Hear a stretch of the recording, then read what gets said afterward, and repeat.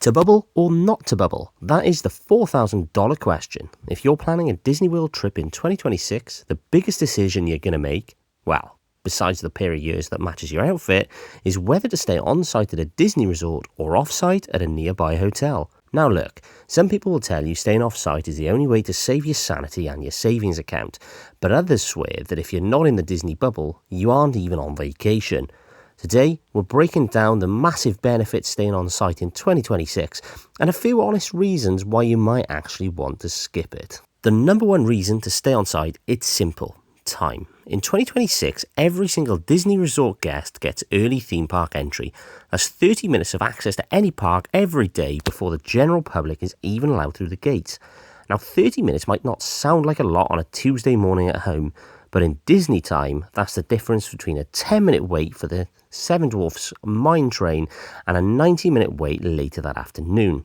You can literally knock out your biggest must-do attraction before the Florida sun even starts melting your Mickey Premium bar.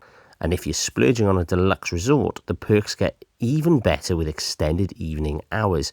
We're talking 2 extra hours in the parks after closing on select nights. It's basically like having a private party without the $150 after-hours ticket price. Let's talk logistics. If you stay off-site, your morning involves a rental car, an expensive Uber, or a complimentary hotel shuttle that, let's be honest, only runs once every 4 hours and drops you off at a different zip code. On-site, you have the Disney transportation system, whether it's the monorail, the boat, the buses, or my personal favourite, the Skyliner.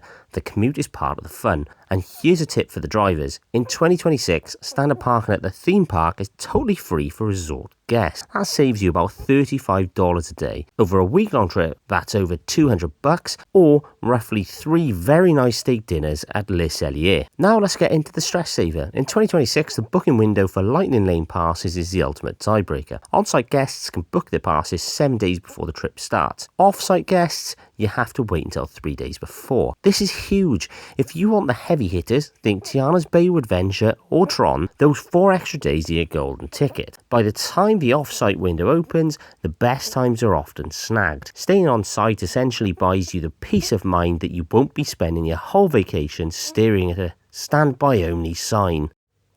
Now, I'm a huge advocate for the bubble, but I've got to be real with you. There are times when staying off-site actually wins.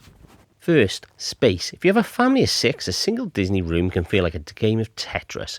Off-site, you can get a 3-bedroom condo for the price of a 1 Disney value room. Second, the 2026 water park perk. Disney's currently offering free water park admission on your check-in day for on-site guests.